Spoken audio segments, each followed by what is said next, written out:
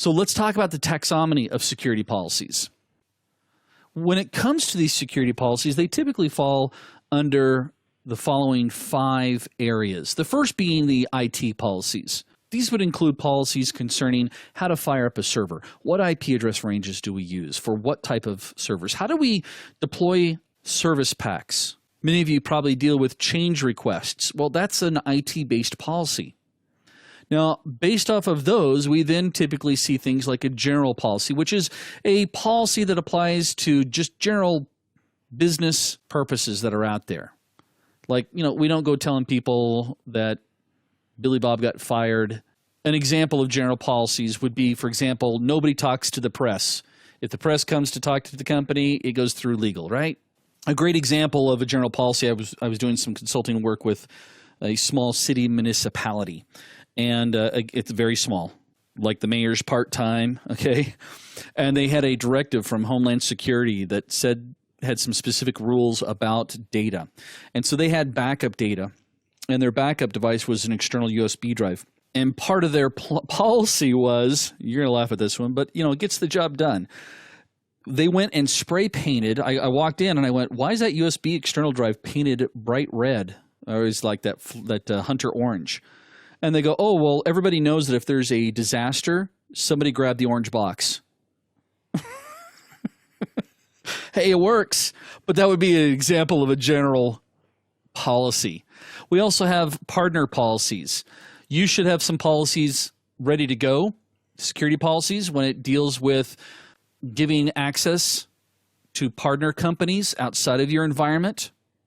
What's expected, what's not expected. Every time I go to work or go to train for a training company, they send me a non-disclosure. That would be kind of a security policy. I'm not allowed to share the tools. When I was traveling around the United States teaching Homeland Security, making their transition from Novell over to Active Directory and from GroupWise over to Exchange, they gave me a set of tools, and I'm a partner with them, and we had security policies in place that actually dealt with my laptop since I had those tools. User policies, security policies, should go through and determine or should include things like password policies. How often do they rotate? How long do they have to be?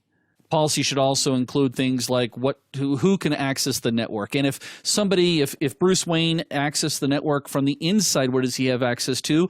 If he accesses the network through a VPN or from his home computer, maybe he only is allowed to certain resources. We don't allow him full access, especially like if it's a laptop, because what if the laptop gets stolen? All we're trying to do here is to reduce our attack surface with these policies. And then finally, we have issue-based policies. Yeah, I have issue. I have issues with Spider-Man. I have issues with... No, I'm kidding. Issues are specific situations or specific, like what do we do if we lose internet access to our... Issue-specific policies could contain things like physical security. What's the policy when we implement a new switch or we are rewiring? What is our personnel security policy? Communication. Hey, look, we're getting a new T3 in place. Well, what's the policy? Who can use it? Who gets to set it up? If a denial service attack takes place, what do? Issue-specific. Let me give you some examples of some security policies. You should have security policies for the creation of user accounts. Who does them? What's the default password that's given? Is the account active or is it disabled until the user comes on staff? Firewalls. Who's in charge of turning the firewall into Swiss cheese? If we implement a new service and it requires some ports to be open on the firewall, who's in charge of that? What are the policies when making network connections, either between buildings or via Wi-Fi or a new service coming in? What about special access? Man, we got this one situation where Clark Kent needs access, but only for a certain amount of time. Well, what's the policy? What do they have access to? How long is it going to be in play? Remote access. This is a big one for us all the time because more and more people are becoming mobile warriors. They have access via their tablet devices. So what's the policy? Acceptable use policy. Well, here's this customer database. Can I spam everybody about my kids selling Girl Scout cookies? Probably not. Information protection policies, password policies. Man, again, you're going to hear me. I'm going to go off on you guys when it comes to passwords. Email security. What type of encryption?